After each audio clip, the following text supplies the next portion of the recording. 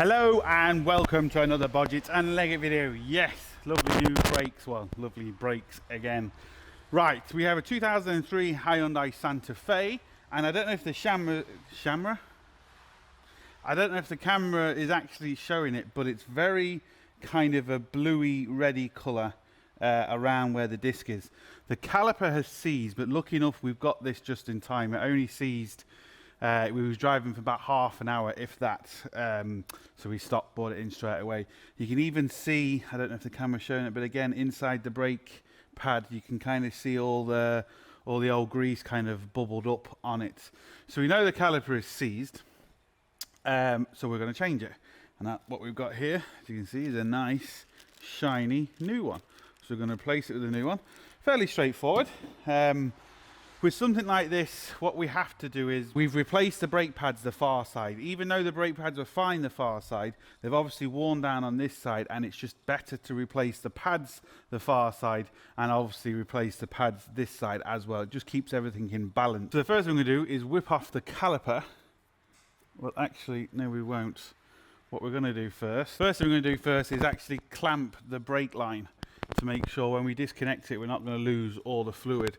So I'm just going to put it over here, slide that up, and that will clamp the brake line. Now, if you're quick enough and you're putting the new caliper on, you don't necessarily maybe do it. It just makes your life a little bit easier. You don't have to rush, which is you don't want to rush on a job like this. So what I'm going to do now is actually take off the brake line.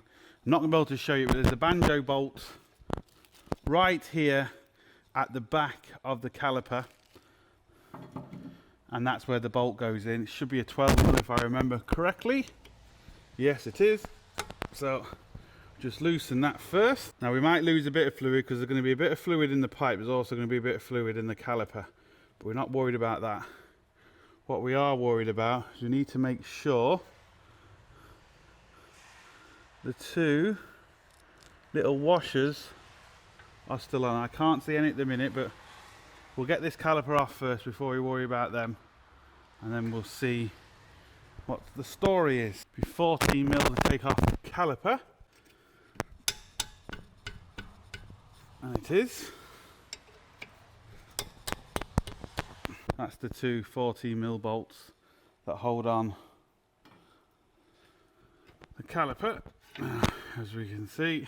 Now, no obvious signs of problems, but it won't push back, and it's heating up, so we know it's seized.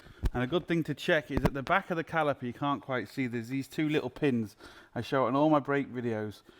If they're seized, and these are moving in and out, that would also give you the impression of a caliper is seized, even though it's not. So you want to double check these as well, just make sure these aren't seized, and they're not, they're good. Now we do get two new copper washers with it, but I don't know if the camera's going to show it. There we go. There's a copper washer. Very important you actually get these. We do get new ones, so I'm going to use the new ones. Other thing you have to be aware of is you need to give this back, because there is a charge. If you don't give the caliper back, you'll get charged more.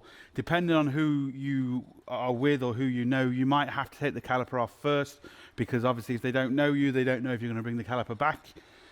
And then you don't have to pay the charge, or you might have to pay the charge, bring the caliper back, and they give you your money back. But yes, always need to give your caliper back. And we get the copper washers and these little rubber gaiters as well. And the reason they are is these two pins I was telling you about, which are very important. They give you new rubber here, because if these rubbers get broke, same thing happens. These seize, which gives you the impression the caliper sees, and it can just do as much damage as a caliper sees these not working. So we're going to take them both out. We're going to clean them, put the new rubber on, and put everything back new. The way you clean them is just a wire brush, and we're going to put some molly grease on them. I've showed this on loads of my videos. I'm not going to show you cleaning them, but we're going to take them off, wire brush them, put new fresh molly grease on. Another thing you need to be aware of is sometimes these two pins are different. Apart from the colour, these are exactly the same. Sometimes maybe longer or shorter or thicker, so it's important to get them back in the right place. This is molly grease, and all I'm going to do is literally just spread it on nice and thick. Molly grease is basically like a bearing CV joint grease. It's really, really good.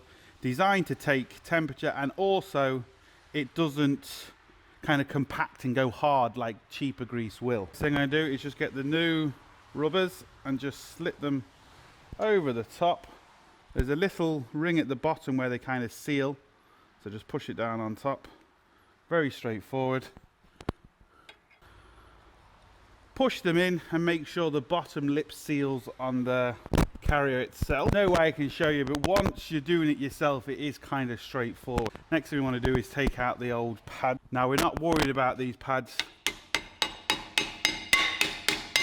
Now, I've damaged that taking it out, but what happens is when they get too hot, the pads go hard and they don't work properly. Not the correct way of taking pads out, but I couldn't be asked to get a screwdriver. Sorted. So, regards the new pads, as you can see, nice new. Now, one of the pads have this special kind of clip on it. That's actually an anti-wear clip, not an anti, it's a wear clip. So once your pad wears down to that much, you'll start hearing this horrible screeching coming from the brakes. It's to tell you, look, check it out, there's something wrong. Because if you leave it too long, you're going to damage your discs. And obviously pads are a hell of a lot cheaper. What we need to do is copper grease these up. I like just to do the tips first and leave the middle, so just like that, the two ends. You can put a bit of grease on there, it just depends, but they're on the edge. The reason why I don't like putting grease in the middle there yet is because as you hold it with your finger, if you transfer grease onto the back of the braking area, well, you're not going to brake, and you're going to cause yourself a lot more problems. So once you get it in, it just slots in. Now we can actually put grease there, and that saves you getting grease all over. Do the exactly same with the back, then we're ready to put the caliper on.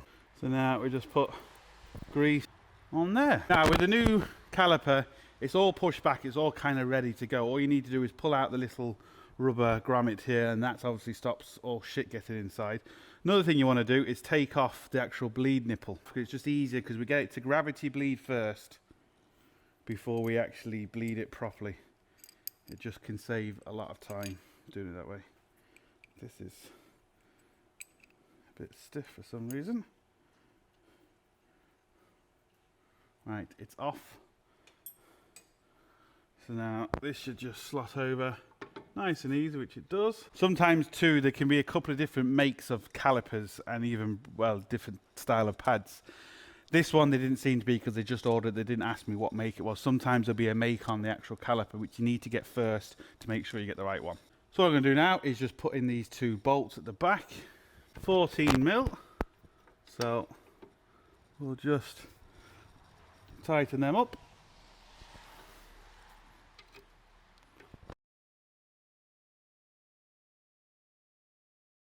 Now what I need to make sure is the actual brake line is clean. There's no grit on the flat surface where the washer goes, because that will make the washer not seal. And we've also got to make sure we don't have a copper washer stuck on it, because you don't want two copper washers together.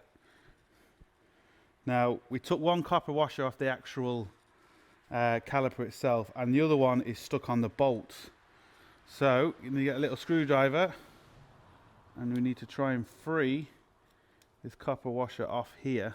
I'm not going to do it because I need 3 hands. The little copper washer is just stuck on there, so I'm just going to crack that off and use the two new ones. Got that off, and it's important you have the two washers sandwiched between the actual banjo here. So one can go on the actual banjo bolt, just like that. Put this through, and then put one on the opposite side. It's important you do that. Now, as you can see, we've got a little leg sticking out here on the actual brake pipe itself, and that has to slot through this hole here. So the bolt comes through, and this little slot it rests on, and what that does is that actually holds it for when you tighten it, and it keeps it in place, so it stops it vibrating loose and all sorts. So it's important you get that lined up. Don't have it sitting on like that, or don't have it resting either side, because it won't seal properly and it potentially could leak and you have no brakes, and then bang, you're into a wall. Again, I'm gonna have to do this far side. Now these bolts are quite scary because they're hollow in the middle, so they're not like a normal bolt you can tighten. You can very easily snap them and then you are in trouble. So you have to obviously tighten them, but enough so they don't leak. If you're ever unsure, what I suggest you do is tighten to how you think, bleed the brakes, get someone when the car is off to press as hard as they can on the brake pedal just to see if there's any leak in there, because even the slightest bit of leaking will affect your pedal. Now that is tight enough. Because we've undone the bleed nipple, what I'm going to do is just release the clamp, and I'm just going to wait until brake fluid starts coming out of the hole here. It could take 2 minutes, it could take 10 minutes, it just depends. I'm going to let it gravity bleed first before I actually do anything else with it. Once it's finished, I'll turn the camera back. Right, so what you need to do, once it has started dripping, I've just put the actual bleed nipple back and we're going to bleed it. So we've got Keith up inside the Jeep. All right, Keith. How's it going? Right, so what we've got to do is, Keith's going to be on another video shortly, even though he's been trying to get out of it for ages, where we're going to service his posh, very posh Mercedes. 560 SEL, I have you know. So if you want to see a 560 SEL service, I need you to comment to tell Keith, fucking come down and get it done.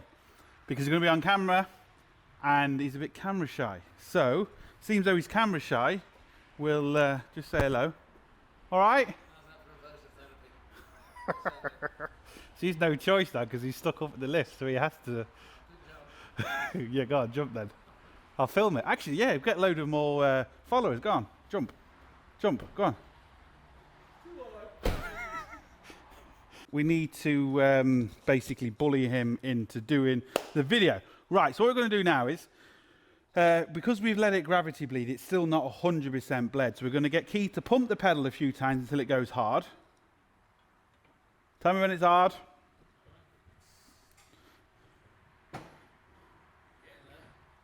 Yeah, is it hard? Yeah.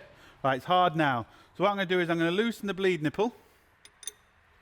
I will when I get the right spanner, 11 mil. I'm going to get him to keep his foot pressed down on the brake pad, on the brake pedal. You ready? Yeah. And I'm going to release this. You'll see fluid come out. Pedal's gone all the way down. Yeah. Push it back. So now he's going to pump it up a few more times till it goes hard again. Has it gone hard? Right, I'm going to open it again. Right, foot down on the pedal. Yeah, still out. Your foot's on the pedal, yeah?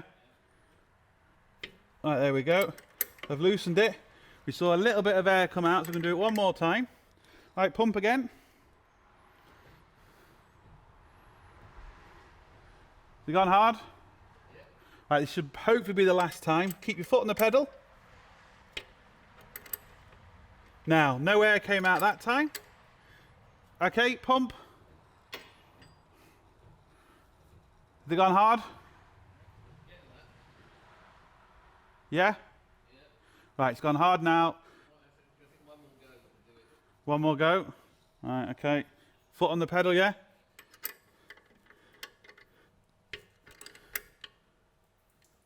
Right. Try now. Pump. Yeah, pump. What you'll also need to do is, after you've done this, is to check the brake level, make sure it's full. How's that feel? Yeah, a little soft. Yeah. But is the pedal hard? It is, yeah. Right, okay. It'll be a little soft. We've just put new pads in the back, so I wouldn't worry about that. So yeah, what we need to do is take it for a test drive just to be 100% sure. If you don't hear anything at the end of the video, you know the test drive went well and all is good. And that's it really. That's how to change a caliper and pads on a 2003 Santa Fe, Hyundai Santa Fe. So look, hope it helps. Thumbs up and subscribe. Please don't forget to help us in the GoFundMe, and also check out our website and our forum. If you haven't signed up, sign up. And most importantly, don't forget, get your hands dirty. See you for the next one.